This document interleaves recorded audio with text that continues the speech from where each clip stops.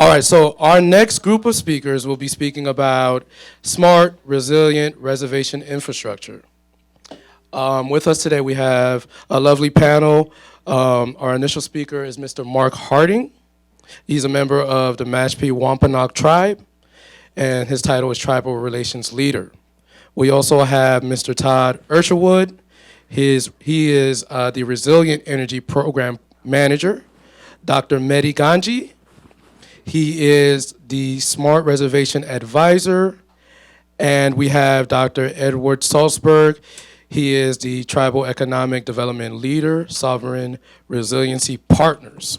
He's with the partners, I should say. And then we also have Mrs. Pilar. She is, Mrs. Pilar Thomas. She is a member of the Pascua Yaqui tribe, and she is a partner of Quarles and Bradley. Okay, so I'll have Mark take it away. Great, thank you very much. Waniki Suck, that's good day in Wampanoag. I am Mark Harding. I am from the Mashpee Wampanoag tribe. We're descendants of the folks that met the Pilgrims, so please don't hold that against me. But we've been on our reservation ever since time immemorial, and we have lived in community and also with support of our people and our elders and our ancestors, have been able to develop way of life that has been sustainable for our people for a great many years. Back in the 1960s, we still controlled a good part of our hometown of Mashpee. Back in the 1870s, our reservation was made into a town in 1870. From that time on, nobody really bothered us too much on that little peninsula called Cape Cod. We were very fortunate to have all of the best hunting and fishing that our lands could bring to us. And we enjoyed that to a great extent until the 1970s, and when speculators and other folks decided to descend upon our little paradise.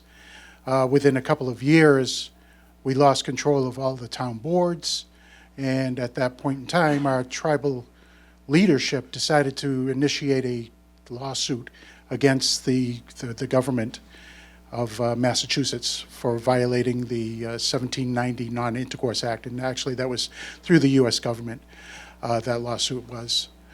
So, of course, being found, not a tribal entity by an all-white jury, we still live there. We've gone from 50,000 square miles down to 251 acres.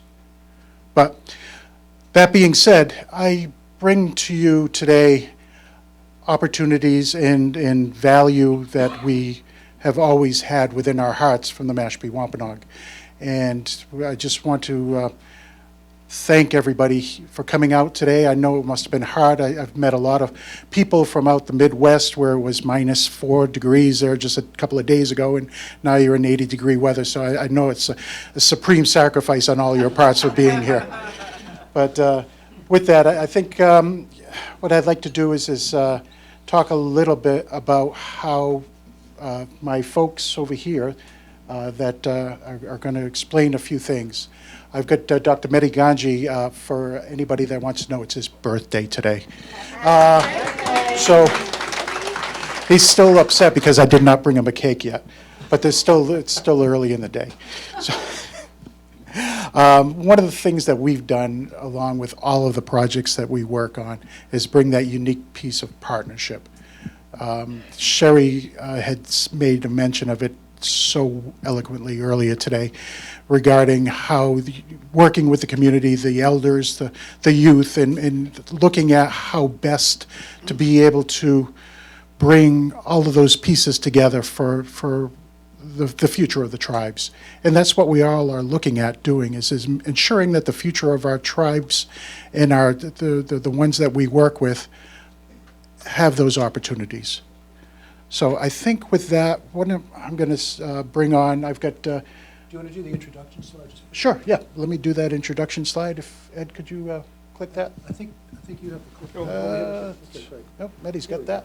So who I have today, we don't have Todd Isherwood. Unfortunately, he could not make the trip there due to some health reasons, but I do have Dr. Ganji and Dr. Saltzberg and the formidable Miss Pilar Thomas. So with that, I'd like to be able to let Dr. Ganji take this from here. Actually, oh, I'm sorry, Dr. Saltzberg. Well, welcome to our talk, and I appreciate being invited to be here. I can do this one right here. I'm going to just do 2 or 3 slides just to provide an overview of how we approach reservations. And I think what we do is maybe a little bit unique, but not that unique. We look at the whole reservation and try to back into what the vulnerabilities are of the reservation, although the basis of what we do is energy. But energy in itself doesn't solve all your problems. Actually, it doesn't. It may solve a few, but not all the problems, because you can have a very resilient energy system, but that doesn't mean the reservation itself is resilient, because there are other threats and vulnerabilities. So that energy system should support the other utilities and services that governments provide: public health, emergency response, transportation, water. So we think of the reservation as having some horizontals and some verticals, and the 2 horizontals are energy and telecommunications, because that's the infrastructure in which you can build a resilient reservation on and address the risks and vulnerabilities in public health, emergency management, water, and everything else along those lines. So this is a map of the United States in which we're looking at what the energy drivers are and the resilience drivers are, and they're different in different parts of the country because the vulnerabilities are different. In some parts of the country, energy prices are very high. In other parts, they're low. You might have drought threats in one part of the country and too much water in another. So the regulations in the states matter too. So some states have a portfolio regulatory requirements or objectives, so those are more friendly states to renewable energy. So all of these things matter when you're designing a resilient reservation, and especially that resilient energy program that you're going to build it on. So there's not a one-size-fits-all for all communities, certainly not for all regions. It really does depend upon what the resources are and what the regulatory environment is for that community.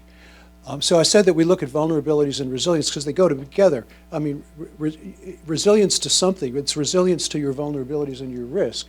So you want to be able to bounce back or take a punch and still be able to bring your systems back up again so that they can serve the community. And we think about building that resilience, and resilience in those individual services independently. But then because the systems are all tied together, energy, water is tied together, public health, without transportation, public health is a problem. So you've got to really look at all of those systems together to really address the vulnerabilities. So if you identify them and then start seeing how those systems work together, then you can develop a resilience or a risk management plan that's really going to be appropriate for that organization. We're a little bit ahead of the game when we start to look at system management for energy because microgrids are beginning, but they're not there completely. Control systems are coming into play, but they're not there completely. And so this is a slide that shows how energy systems in a community or a reservation can and probably will in the next decade or so be tied together for 2 primary reasons. You need to optimize. Eventually, we will need to optimize our energy systems for 2 primary reasons. First of all, energy prices have to go up, and they have to go up. Am I not loud enough? Okay, I'm sorry. Energy prices have to go up. That's loud. Because the grid is not that resilient yet. We need more distribution lines. We need harder lines. A lot of money needs to be spent, and those costs get passed on to the users. That's number 1. And number 2, as we move into a lower carbon environment where we're paying attention to how much carbon we're emitting into the atmosphere for climate change reasons, we're going to be moving to more of an electrified environment. So electrification, electrify everything. Electrification of homes, electrification of transportation is the wave of the future because that's the low carbon direction that the country is moving in. And that means more pressure on the grid. So not only is the grid vulnerable today just as it is, which requires more hardening and more investment, but as we move through time and there's more more demand from electric vehicles and from stoves that go from gas to electric. There's going to be higher demand and higher pressure on that grid. So this is just a control system that shows that you can integrate and pull these things together so that instead of depending upon the grid all the time, you can depend upon this internal system so that you can have energy sources that get pulled into play in a localized area or a decentralized area. And then also through demand management techniques, you can shut loads down when demand is high for those non-critical assets so that those critical assets like hospitals stay operational even when there's a lot of pressure on the grid and there's less energy there. And so those are the things that we think about and factor into our resilient reservation program as we move forward. And that may be the last slide, and that's it. So Mehdi is going to be up next, and Mehdi is a brilliant microgrid, or he's a brilliant electrical engineer, and he's a real systems thinker, and it's his basic concept that we call the resilient reservation. And we were going to go over sources and other things, but you heard about all of that already. And Mehdi is going to talk about how you approach energy resilience on a reservation or within a community with some real innovative ways to take a look at the systems. And those are some of the concepts that we try to integrate into the work that we do. So Mehdi? Great. I think I'm loud enough, but thanks for having me. I'm so excited about being here 3 years ago in 2020 when I came here for the first time. Most of the seats were empty. Now it's a completely different scenarios. So we want to talk about three major drivers here and three metrics that we should look at when we want to do a project at any reservations. I think Ed already went through this concept, which is a smart reservations. We all know that we want to do energy projects, but the resilience and cost-effective and reliable operation of reservations is highly depending on looking at all infrastructures, not only energy. Energy is a revenue-generating or money-making infrastructure, but it doesn't mean that this is the only infrastructure operation that a reservation would require. As a result, we need to look at all the infrastructures at the same time. Why it's important? There is a big silos at this moment between these infrastructures. Infrastructures are being planned separately and they are being operated individually. A lot of opportunities being ignored when we don't do holistic planning and operation of those infrastructure. That's why we want to look at it more seriously, and we want to start with energy. Why energy? Because energy is a money-making infrastructure. The money that can be saved, the revenue that can be generated by energy projects can be invested at other infrastructure and improve the life quality of the citizens. In our approach, we focus on four major metrics: environmental sustainability goal, economic sustainability goal, resilient sustainability goals, and life quality. And we married those drivers with the region and drivers that drives energy projects in different regions. Depending on where you are, the drivers might be different for your project. So this is the energy, this is the project's drivers, this is the smart reservation outlook, and we get to the point that what tribes need. Tribes needs to improve the life quality of their citizens. They need to improve their economics, their environmental point of view, as well as resilience. So where we are in a restaurant and we are the guest.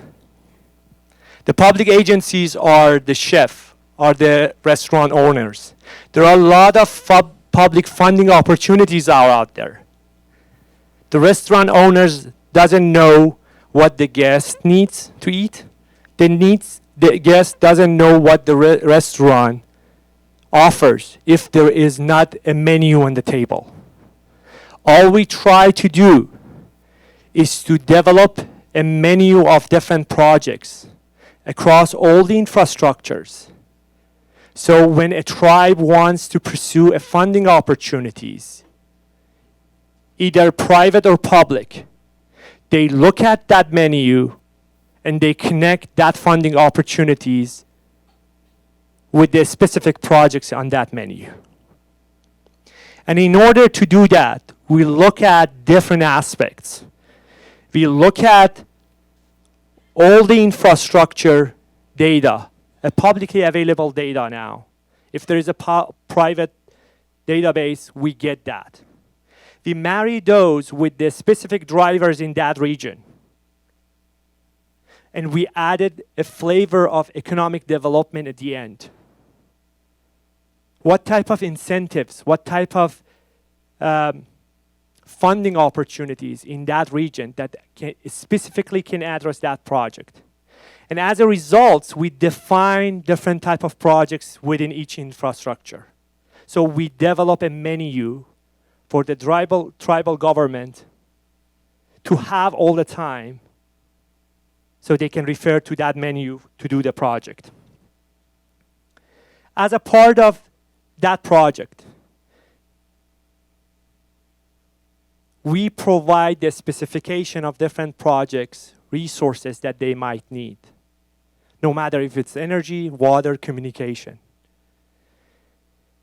And we provide measures and projects through different pillars. The ICT or information communication technology or digitalization, the energy efficiency pillar, the building electrification, the community energy projects, and finally, transportation electrification. That's the outcome of holistic and integrated planning approach that's going to help you to unlock as many benefits and services as possible. What do we do after that? We help the tribal government to adopt that plan as a first step. Then we discuss the priority of those projects. And when we define the priority list, we leverage different funding opportunities to further develop plan within each of those pillars, as you can see. Digitalization, energy, water, transportation, and safety and security here. When we develop a more detailed plan, then the tribe is going to have a menu to connect those with any potential public funding or private funding opportunities. We adopted this approach at one California reservation, Tule River Reservation. We developed that plan, we adopted that, and then as a result of that plan, we defined smart street lighting projects as a first step for the digitalization pillar. We did, sorry about the graphics here, council building community microgrid projects for the energy ones.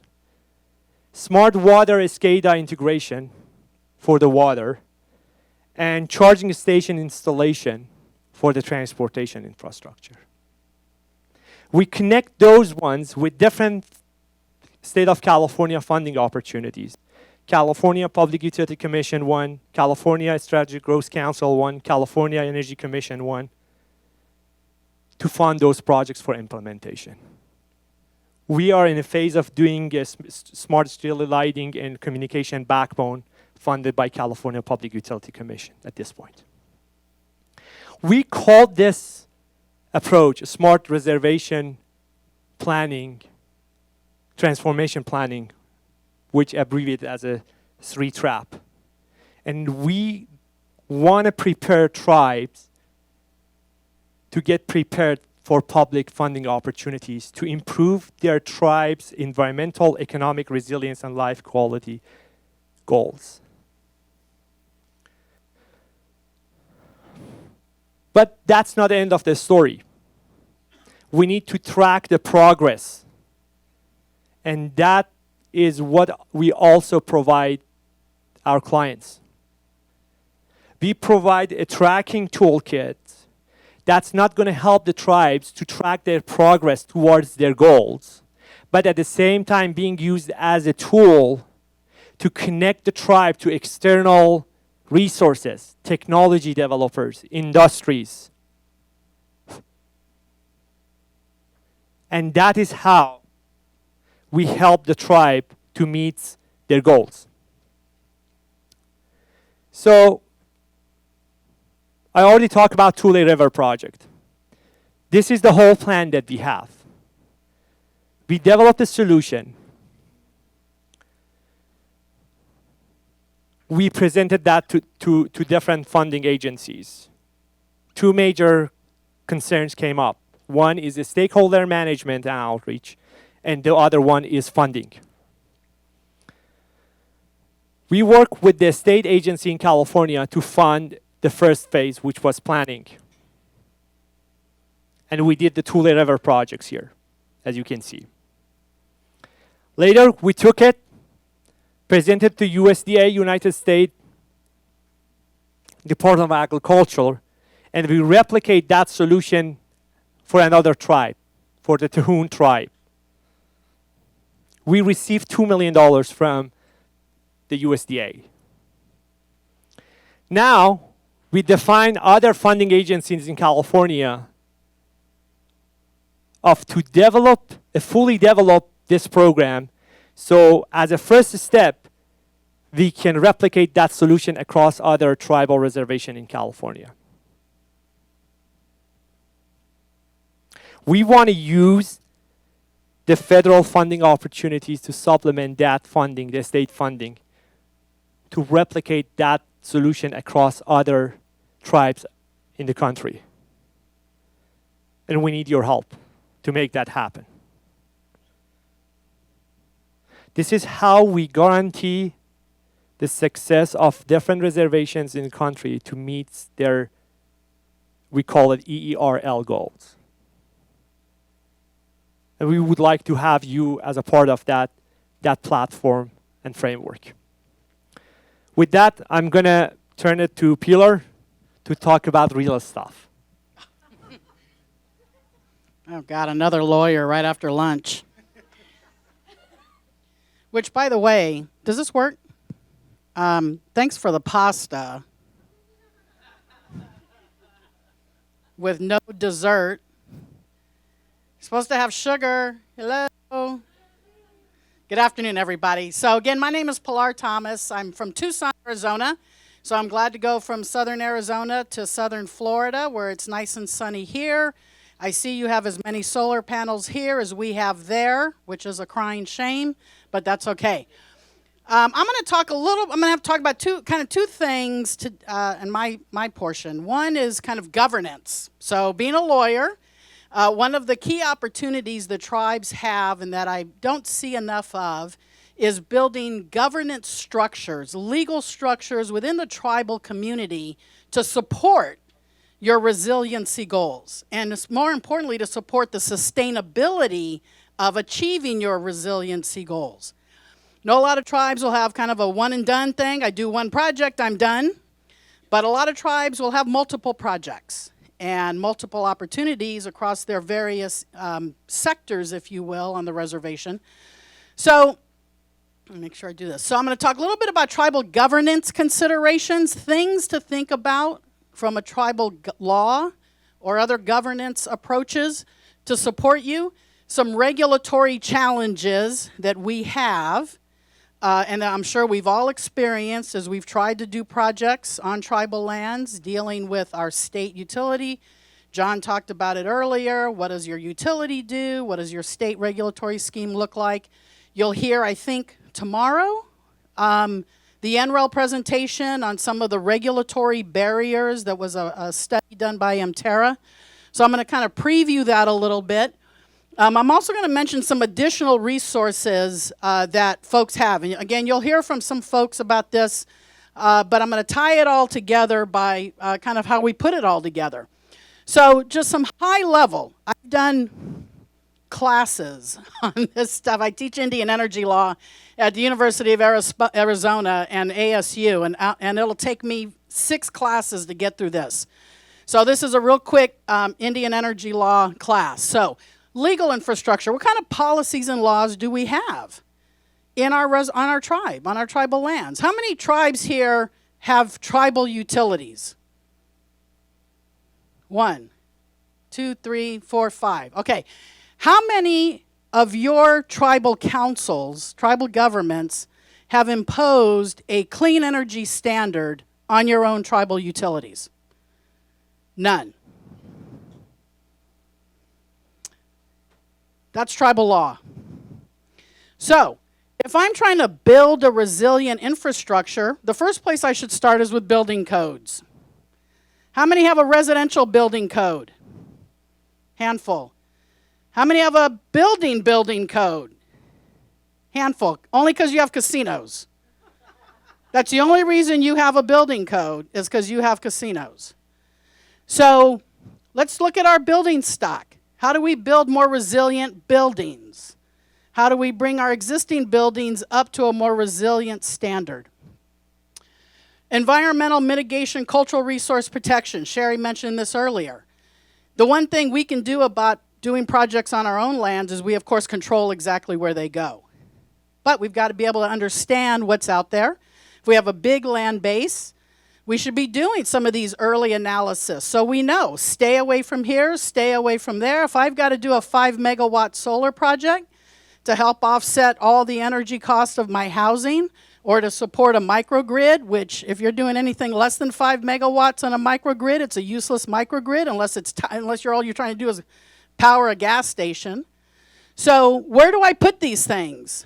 How do I identify that? How do I build some rules around that? Why? Because I'm going to have contractors coming in to build this stuff. They need rules. You know, I'm just building stuff however they want to build it. Employment rights were mentioned earlier. Everybody's got a TARO ordinance. John talked about the prevailing wage for the tax credits that we get. One thing that the IRS did not do, even though many tribes commented on this, was when they issued their guidance for prevailing wage for the tax credits, they did not say tribes could use their own prevailing wage. They said we have to use Department of Labor prevailing wage. But if we do HUD money, if we do ICDBG funds, if we do EDA grants, we know we get to do our own tribal labor rates. So, should have an employment rights ordinance that creates my own prevailing wage. And then we should comment to Treasury that tribal prevailing wage should count for tax credits and not what the Department of Labor says for whatever county we happen to be in. And then finally, it just kind of, again, high-level utility commission. So I asked how many utilities have clean energy standards. There is, in fact, a movement amongst tribes to actually start asserting their sovereign rights over incumbent utilities, not tribal utilities. The ones that serve you, the co-ops, the investor-owned utilities, the public utilities. That's one way to, again, ensure that those utilities are doing the kinds of programs you need to do to build this kind of infrastructure. Use your sovereign authority. Exercise it. It is a waste if you don't. Otherwise, you're living by everybody else's rules. And that's why you're not getting anything done. Because their rules aren't built to get anything done. They're built to protect utilities. They're built to protect investor-owned utilities. They're not built to protect you and help you build the resilient infrastructure that you need. Government support and coordination amongst yourselves. Mehdi talked about silos, right? Projects in silos. Well, we have, of course, tribal governments have silos as well. So if you're looking at doing a government-wide project, you got to bring all these people and more to the table. And especially if you do have your own utilities. But not just your electric utility, your gas utility, your water utility, your telecom and broadband, right? We're not doing any solar without broadband. the SCADA systems we need, the microgrids we need, all require internet access, broadband. So if you don't have broadband, you're not doing half this stuff.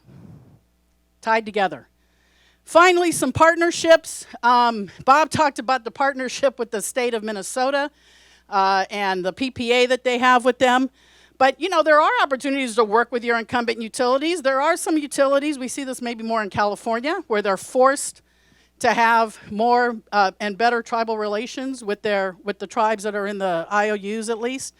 But other partnerships, nonprofits, have a lot here, lenders, especially native CDFIs and other nonprofit lenders who can provide not just the federal people, but other low-cost funding that you might need, and of course paying for it. So, some jurisdictional and regulatory challenges on the federal side. Of course, we have the BIA. If we're going to do partnerships, if we're going to have a third-party developer come in, the investor-owned, continue to have an outside investor assist, I got to do leases, I got to do right-of-ways, I got to get the BIA to approve it, I got to go through NEPA, so I still got to worry about that. I might have FERC involved. Depending on what kind of project I'm doing, I might be subject to FERC jurisdiction. And then, of course, EPA. I might have Clean Air Act permits. I might have Clean Water Act permits I've got to go get. So we still have the feds we have to worry about. Our own jurisdiction, we get to control our development and use. But again, if we're not exercising our self-governance authorities, and it's not just about putting some rooftop solar up. It's about these more resilient infrastructure that you have to have. That very complicated thing you saw up there, the only thing a tribe controls is those rooftops. So what else can we do? Hearth Act, TERRAs, the ITAM, which I never remember what that stands for. Brian Gunn always has to remind me. We do still have some unresolved jurisdictional issues, though, between state and tribal regulation of state-regulated utilities. So when there was a discussion earlier about advocacy and kind of this principled advocacy or policy approach, I cannot encourage tribes enough. Pay attention to what your state utility commissions are doing. Participate in their regulatory processes, whether it's the tariffs that your utility is going in to get approval for, or whether it's their new net metering program where they've just screwed us all, thank you California, Arizona, or whether it's New Mexico who just did their community solar stuff and have a whole carve out for tribes because that was partly written into the law. Pay attention to what your states are doing. That is where all of what you want to do is controlled right now, until and unless you take that control away through the exercise of your own governmental authorities. On the state side, rate setting, tariffs, net metering, virtual net metering, aggregate net metering. If one of the things you're trying to do is save money, and there is no state net metering program, guess what? Not saving any money. Or at least not getting a nice net metering back. Might save a little bit of money. They're doing community solar, all driven at the state level. Some states statutorily require it. Most states don't. So if you're trying to do a 5 megawatt community solar project and there is no state law on that, you're negotiating directly with the utility to try and figure it out. Interconnection standards, right? I still got to put this stuff into somebody's substation, and it's not mine. No tribes own substations unless they're an actual operating utility. I'm siting for transmission. So if I need to import more power, I got to build transmission lines to do that. Or if I'm trying to make some money on it, I'm trying to send the power out. They're, of course, regulating other water and natural gas utilities. And then finally, for those tribes that have unregulated rural electric co-ops, South Dakota, Minnesota, Montana, that's really the place to start being the boss of them, like Rosebud does. Anybody here from Rosebud? Nobody here from Rosebud? So they were kind of the leader in this, where they regulate their co-op. So these are some things that we have to think about. And again, there will be more detail on this NREL MTerra study. Let me turn to some more money. So we had a thing on the IRA. There's a way more money than that in other places. So starting with the bipartisan infrastructure law, grid resiliency. You'll hear about this, I think, tomorrow or Thursday from DOE. $5 billion. There's a tribal set-aside. Every single tribe has an allocation. They'll go into more detail about this, but speaking of resilient infrastructure, batteries, microgrids, undergrounding, hardening. If you want more detail on this, again, you'll get more from DOE.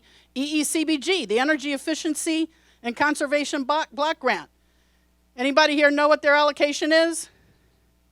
Anybody know that you have an allocation? Okay, you can go see what your allocation is. Unfortunately, you have to apply for this. Is Dr. Tommy here? Dr. Tommy, I'm going to tell Pat Hoffman once again, just send us a check. Call Treasury, say what are their bank account numbers, and just send us a check. It's like not even any money. It's $10,000. Why anybody has to apply for that makes 0 sense. So I'm going to send that to Pat. I encourage everybody, patricia.hoffman@hq.doe.gov.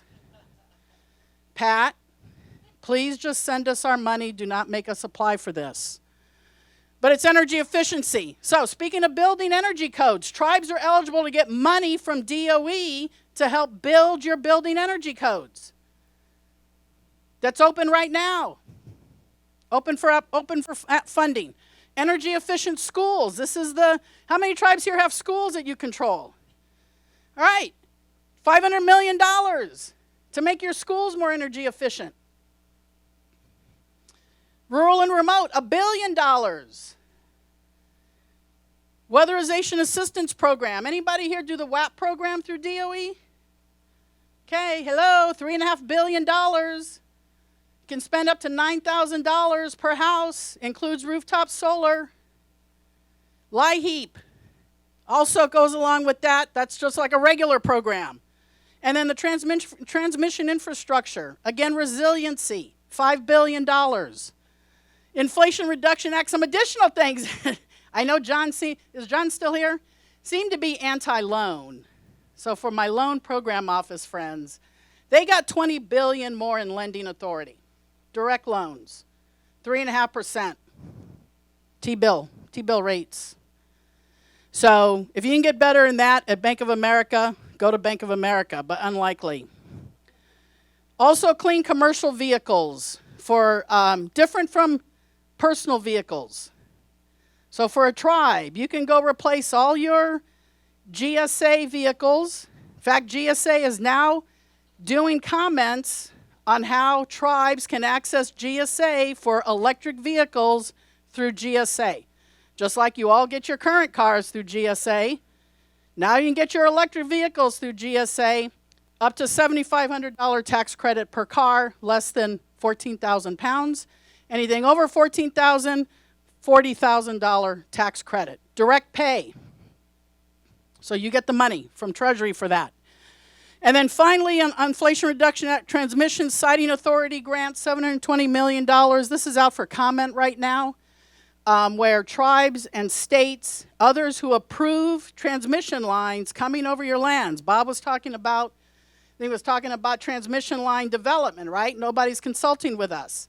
Tribes can now go get money from DOE to help support you in approving transmission lines that come onto your reservations, whether to serve you or just to crisscross them, which of course means you make a deal. And then finally, of course, we have our regular appropriated programs, but I want to point out a couple that we didn't mention, but certainly will be resiliency. FEMA. FEMA's got a resiliency grant program that you get to use to make your buildings more resilient. HUDs, ICDBG, and EWONAP, and their other resiliency, LIHEAP as well, and then technical assistance. Let me make a quick comment about a couple of technical assistance opportunities.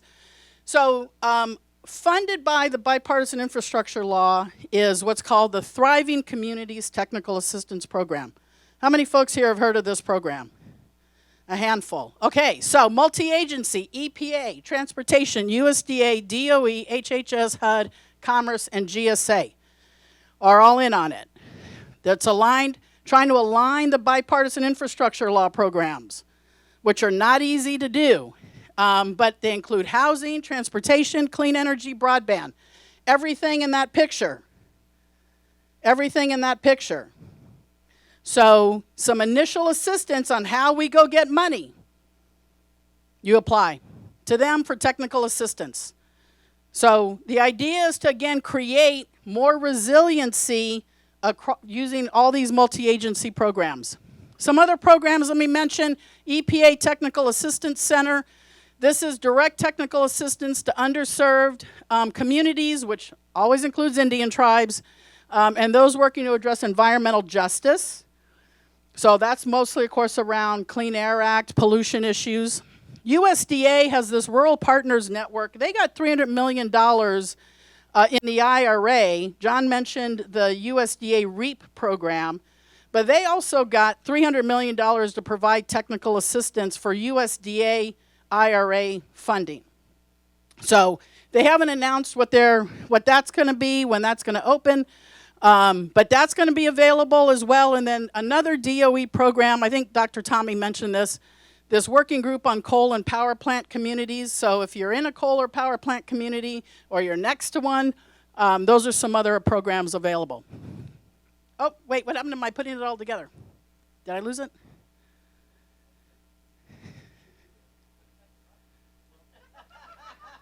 No, I lost it. Well, I think people are gonna have a copy of this, right? Okay, so they missed a slide. So I had another slide that kind of trying to put it all together. And it was just a list by sector. So your housing sector, your government building sector, your transportation sector, and the various different types of programs that you can access at the sector level. So Mehdi had a kind of all the energy efficiency programs and the things you can do. But it depends on what you're doing. If you're doing it for housing, you have access to your tribal members might have access to the tax credits. You certainly have the electrification rebate program and other programs for energy efficient. Weatherization assistance program is only for housing versus, say, trying to do energy efficiency in your casino or this building or your other government facility. So you have to pay attention to the sector as well as the type of project. And we'll include that when we get this updated. So with that, thank you very much. Back over here. We're going to open up to questions in just a second. Am I loud enough? Because I do talk too soft. But I do have a question for the panel, starting with Pilar. There's been a lot of programs here, and I love all of the stuff that you talked about, the ones that are legacy programs and the new programs. Even ones that are not necessarily designed directly for, say, energy that you can use, that can be effective there. And I think that navigating that is not a simple thing. And larger tribes like Seminole and the Utes and others that are well-funded have the infrastructure to do that. Do you think there's enough being done by the federal government to bring that information into tribes? Because I've been on a couple of calls where it sort of seemed that there are programs there, and they're made aware of the programs, but they're not brought out into the rural communities so that they can really take advantage. That's number one. And then what about communities that don't really have enough of an infrastructure to really go after the grants? Because it's expensive to write the grants and go after them. So how do you advise your clients that are more rural? And what advice would you have for the federal government to get more technical assistance or more consultation into those rural communities? Yeah, we call it the small tribes problem, but it's really kind of beyond that, right? So if I have no land or if I have no resources, I have no people, I likely don't have any infrastructure, governmental or otherwise. I think there's a huge opportunity. If you study the new BIL programs and the new IRA programs, you will see in the statutes more access for nonprofit organizations. On the DOE side, and they just came out with this for the rural and remote, they're going to do a series of prize competitions for that. And one of the things that DOE has done, at least for rural and remote, is they have brought over the definition of eligible entities for tribes from the Office of Indian Energy statute. So Office of Indian Energy grant programs are tribes, ANCs, which are just considered tribes under the law, intertribal organizations, and tribal energy development organizations, TITOs. So hopefully we'll start to see that in some of the other DOE programs, because the statute just tends to say tribe. Even the tax credits just say tribal government. Does that mean tribal utilities are eligible for those tax credits? Tribal enterprises? Tribal housing authorities? Who knows? We'll see how Treasury defines tribe. But in many of these programs, so John talked about the EPA programs, for example. Those 3, pollution reduction, greenhouse gas reduction, nonprofits are written into all of those.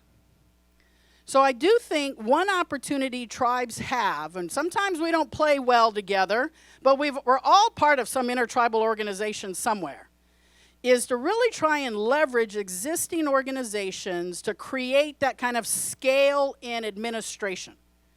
So whether it's taking an existing intertribal org, forming an energy consortium through it, and leveraging that energy consortium to assist tribes with education, with technical assistance, to go, that Thriving Communities program, they actually had a call out to technical assistance providers and said, apply to us to provide technical assistance to state and local governments. I would venture to guess not a single tribal org applied for that technical assistance support.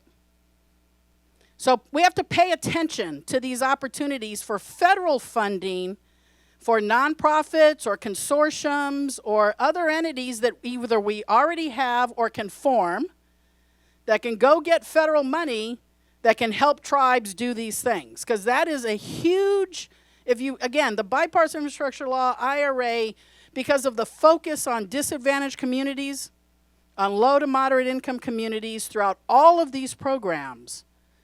And tribes are mentioned in all of them, of course, in the context of states. So we're treated like the governments that we are. But there's also these mechanisms built in that if we formed up these other organizations, we could leverage federal funding, federal programming to help the tribes, again, get the information, get the technical assistance, get the grant drafting support, and all funded by the feds. And in many cases, people who are applying for these grant programs have to show that they've made the community outreach. So the Greenhouse Gas Reduction Fund, even the Grid Resiliency Program, again, you hear this from DOE, Grid Resiliency requires public participation to determine what projects you want to do. So this is all getting built in. We have to either be prepared to deal with it or we have to find ways to create structures to do it. And we have lots of structures that exist now that I think we could take advantage of. And there's funding to help those structures. We just have to go get it. We have to pay attention, then we got to go get it. Otherwise, it's not easy. I've been on the giving end of tribal consultation with 574 federally recognized tribes and 12 ANC, regional ANCs, and 190 village corporations, not to mention the intertribal orgs as well. And it is definitely a hard road to hoe to stay on top of maintaining that communication. But that communication has to be a two-way street. And so one of the other things I encourage is, especially folks who are paying attention like you guys, you're here, you've self-selected, is continue to pay attention, keep having your voice heard, keep commenting, keep participating, let everybody know. You need to keep us informed because, you know what? There's only a couple of million of us. I know there's 574 federally recognized tribes, and they say tribe everywhere. But we are the last on everybody's mind. Always have been, always will be. So our voices, we have to keep making our voices heard, and we have to find other mechanisms for doing that, and we have to encourage it. I'll just end by saying this. USET, who here is from USET? Who's a USET tribe? Couple. Okay, you guys are up in Washington, D.C. right now getting the beauty pageant from the feds. You know who's not in your beauty pageant? The people with the money. EPA is not on your list. DOE is not on your list. USDA is not on your list. Commerce is not on your list. Those people aren't showing up to USET yesterday and today. And they got all the money. EPA's got $47 billion. And they're not on your list. So folks like you, I love my friends at USET, but I tell them this all the time. Bring the people. Nobody wants to hear from, I love Brian Newland to death. Don't get me wrong. I know this is being recorded. I love you, Brian. I love you. But you have no money. You have no money. You decide when my lease gets approved, but I don't even need that anymore because I get my tax credits now, and I don't need a third-party investor anymore. So that's the other thing. We have to remind our leadership, our intertribal orgs, we need to hear from the people who actually can help us get this stuff done, and that's the people with the money. Okay, hopefully that answered it. I know I was on my soapbox, sorry. Fantastic. Thank you so very much, Pilar. We'd like to open it up for questions and comments from the gallery here. Let me get out there.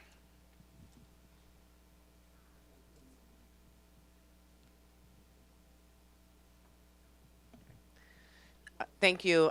This is a question for Pilar, and you know, when he said formidable, he wasn't kidding. One question I have, and this is relative to the EPA funding and particularly our brothers and sisters in Oklahoma. Does the Safety Act affect how that money might get distributed? Because if it's distributed under Clean Air Act or, you know, something, does that affect anything at all?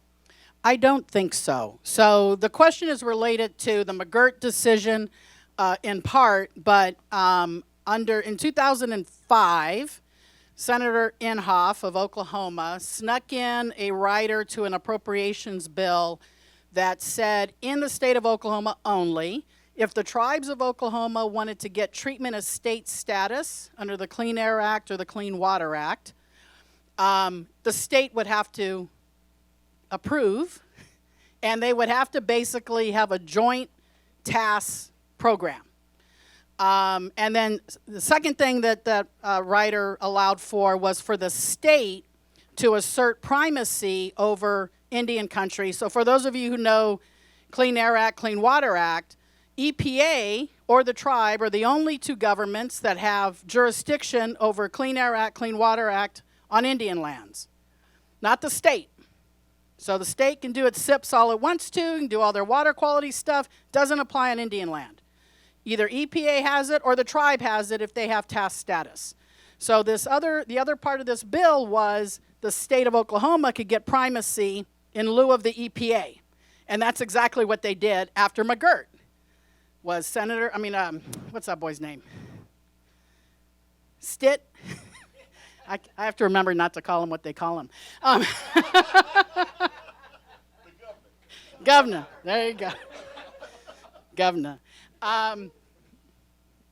So the short answer is, oh my God, that was a good one. So the Greenhouse Gas Reduction Fund, the Climate Pollution Grant, and the Environmental and Climate Justice Grants, while those are now Clean Air Act programs, there doesn't appear to be anything in them that requires a tribe to have task status to go get those funds. Unlike, say, the other Clean Air Act grants, where you have to have task status to be eligible for those grants. There's nothing in here. In fact, primarily because tribes aren't the only ones eligible for those funds, right? Nonprofits are eligible for that Greenhouse Gas Reduction Fund is supposed to be a big green bank. So lenders, nonprofit lenders are eligible to go get that money. So there's no connection. Of course, we'll wait and see what EPA says. But it's a fair question to ask because those are now Clean Air Act grant programs. But there doesn't appear to be anything in them that says a tribe has to have task status to be eligible to go get that money. Just as a follow-up, This speaks to the earlier presentation that talked about using state of California money to help establish grids for tribes and resiliency. My experience working in the state of California with tribes is that the state of California keeps their hooks in you. So I'm just kind of wondering how that project played out, and did the state keep its hands in the pot? I think the only way for the state of California to put a hook on you for any tribal projects is CEQA, which is California Energy Quality Assessment. As long as you are compliant with that requirement, you don't have any problem.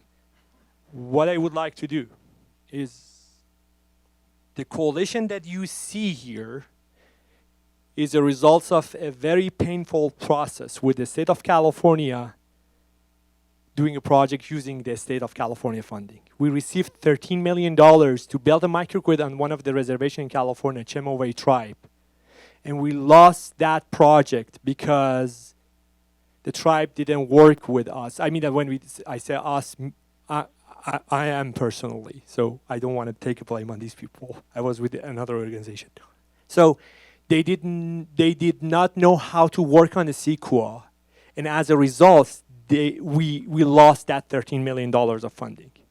So as long as we are compliant with CEQA, which is almost similar with NEPA, but as long as we are compliant with that, we don't have any problem with getting and spending the state of California money now.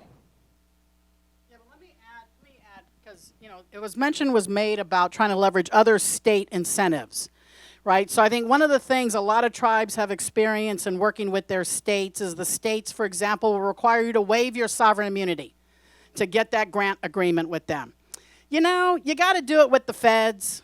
I mean, technically you don't have to do it with the feds because you don't have any sovereign immunity vis-a-vis the feds, but so that's always a huge barrier, right? We don't want to waive our sovereign immunity. Well, then how much is that money worth to you?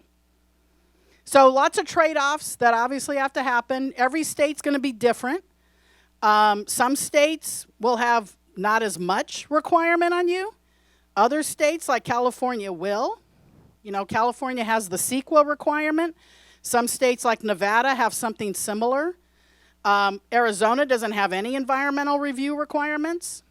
So, still don't know why we don't have solar panels out there.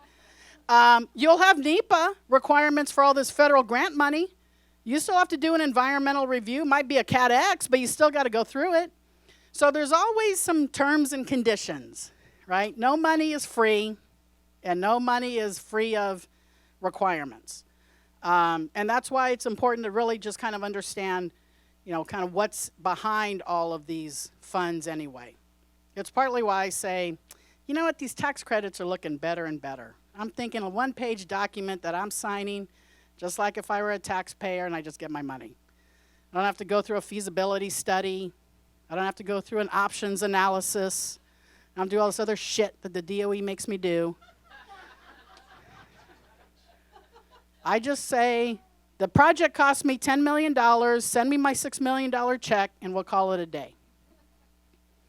So anyway, any other questions? We're monopolizing the questions here. All right, well, I know we're on break. Happy to answer. Are we going to get dessert? These people need some sugar. I saw cookies. There's cookies back there. Oh, cookies. People in the back of the room been eyeing them already. Okay.